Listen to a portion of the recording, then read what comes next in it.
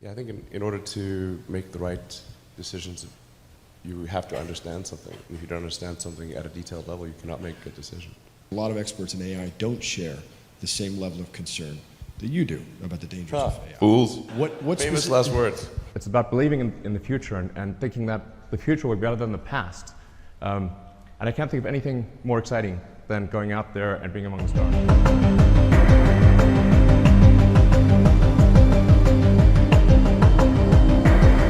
A few years ago, people were laughing at you. Now, not so much. I mean... Okay.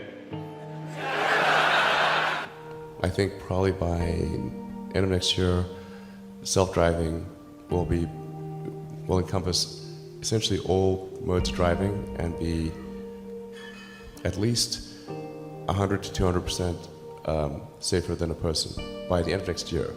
Not as much fun being me as you'd think. I don't know. You don't think so? No. There's definitely, it could be worse for sure, but it's, I'm not sure I want to be me. It's like Elon Musk has been beamed down from another planet to show us mortals how to run a company. The people of Earth will have to make a decision.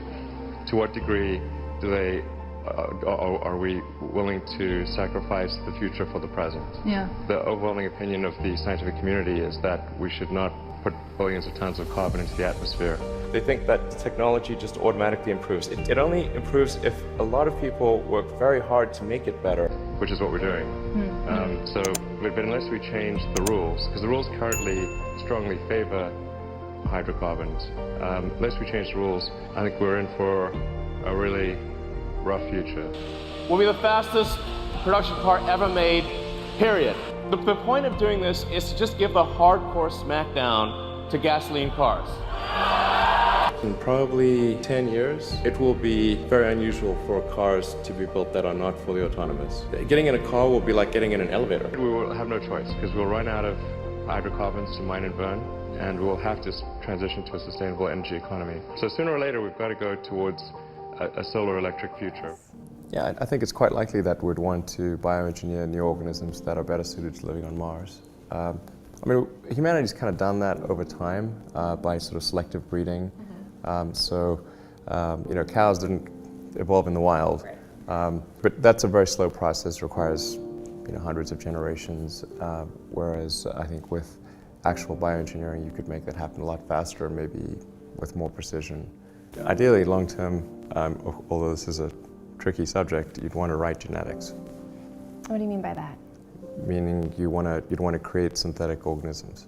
Completely synthetic organisms? Not necessarily completely, but you know, start with some base and then modify stuff. In the interest of colonization of other planets, are you relying on the research of government-funded space programs on the effects of, you know, being in space for long periods of time, or does SpaceX have any interest in doing its own research? Well, I think the verdict is in with respect to long-term existence in space, really mostly about zero-G. In my opinion, it is certainly. Defining long-term, too. Well, certainly more than enough to get to Mars.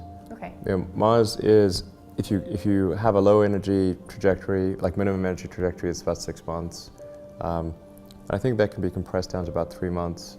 And it gets exponentially harder as you go lower than that, 3 to 4. I mean, and it's important to actually be at that level, because then you can send your spaceship to Mars and bring it back on the same orbital synchronization. So Earth and Mars sync up every 2 years, and then they're only kind of in sync for about 6 months. So you know, and then you know they're really too far apart. So you've got to be able to go there and back in one go, and that's important for making the cost of traveling to Mars an affordable amount. I think this is the first time we have real hardware of something that is capable, with a little evolution, of being something that could create a self-sustaining city on Mars and a base on the moon.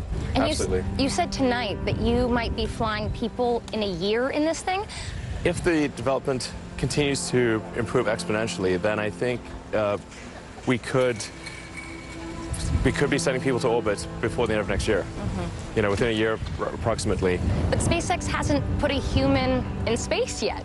How are you guys going to do this in a year? Well, we will be putting people into orbit soon. We will be transporting astronauts for NASA in probably, I don't know, 3 or 4 months to the space station. Yeah, on that point, NASA Administrator Jim Bridenstine tweeted yesterday saying that he was very excited about the event today, but he also said, quote, commercial crew is years behind schedule and it's time to deliver. Did you take Did you say that? commercial crew or SLS? He said commercial crew. Oh, okay, geez. I mean, interchangeable. No, but how do you respond to that? And did you take that as a dig?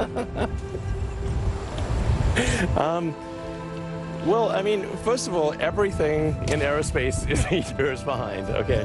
It's really a question of, relatively speaking, which one is more late. So the hardware for the high altitude abort demonstration for Crew Dragon will be there in October. The hardware for the first crewed flight will be there in November. And so most of the work that is required from now through flight of NASA astronauts is a long series of safety reviews. New addition to his plans for colonizing Mars, the Starship rocket. For years, this rocket was merely a concept on paper, but not anymore. On Saturday, September 28th, Musk stood in front of a fully assembled prototype of the rocket as he unveiled SpaceX's future plans. Which future do you want? Do you want the future where we become a spacefaring civilization and are in many worlds and are out there among the stars, or one where we are forever confined to Earth? And I say it is the first. If all goes according to plan, when Starship is complete, it will tower 387 feet tall, measure 30 feet in diameter, and be capable of transporting people to Mars. For comparison, it will be about 5.5 times taller than SpaceX's first successful rocket, the Falcon 1. Starship is the rocket that Musk has aspired to build ever since he founded SpaceX in 2002. And after years of modeling, multiple changes to the rocket's design, and a substantial investment from Japanese billionaire Yusaku Maezawa, it has come. And like, I think another thing that, like, you say, like, what are the mistakes that smart engineers make? I think that one of the biggest traps for smart engineers is optimizing a thing that shouldn't exist. Yeah. So they'll just sit there and spin on that thing that's just like, why do we even have this in the first place? Absolutely. Yeah. So because when you go through college, like studying physics and engineering, I studied physics. You have to answer the question that the professor gives you. You don't get to say this is the wrong question. Right. Yeah. But in reality, we have far more degrees. When you're in reality, you have all the degrees of freedom of reality. And so the first thing you should say is this question is wrong. Yeah. And that's what you said last year. Yeah. I mean, you kind of said, like, it took us a long time to frame the question even. Because Yes. we didn't necessarily know It took what it ages was. to frame the question. Yeah. It's just like The Hitchhiker's Guide to the Galaxy. Douglas Adams, best philosopher ever. Maybe, I think, best book in philosophy ever, Hitchhiker's Guide to the Galaxy. This book is so deep, people don't understand. But like in The Hitchhiker's Guide to the Galaxy, the Earth is a giant computer, right? And the Earth it comes up with the answer 42. Right. Yep. And to the question, like, so what's the answer to life, the universe, and everything? Answer is 42, and like they're like, what the hell? That doesn't make any sense. Right. It's like, the hard part is the question. The answer is the easy part. You need a much more powerful computer to tell you what the question is. Right. And this is true. At the point at which you can properly frame the question, the answer is comparatively easy. Right. Yeah. I have one more question for you. I'm working on a video about aerospikes. It's going to be about an hour-long video on aerospikes, and they're like the rotary engine of rockets. Like the rotary it's advantageous in some ways. Yeah. Like a Wankel. Aerospikes, man, I tell They're you. cool, but I know. What's your biggest beef on them? Because I'm trying to get as much insight on, like, why do you think they aren't used? And obviously, I assume you're not ever going to an aerospike for a lot of reasons. I've internally asked this question so many times. Like, guys, shouldn't we maybe do an aerospike? The challenge. So are you going to explain to the audience what an aerospike is? Oh yeah, Okay, you're going to be like the end of this thing. I've already set it all up. Otherwise, Yeah. what the hell are you talking about? Yeah. You got to get your combustion efficiency. Like there's really two parts to like when you have a rocket engine. What are you trying to do? You're trying to shoot things out as fast as possible in a straight line. Yes. Yep. Converting as much thermal and pressure into kinetic energy. Yes, exactly. Possible. So you have your combustion efficiency, So what percentage of max theoretical combustion efficiency are you? And then what's your nozzle efficiency, which is really, are you straightening the flow and shooting the molecules out in a straight line so that you go in the other direction, Newton's third law? After that, Our next flight after that might actually just be all the way to orbit with a booster and the ship. the prototype shown here will probably never reach orbit. That mission will go to an upgraded version of the rocket called Mach 3, which SpaceX could start constructing as soon as next month. And by next year, Musk says SpaceX could be launching people to space on this thing. Whether that's actually the case, we'll just have to wait and see. In the meantime, Musk remains optimistic. To Mars. Exactly.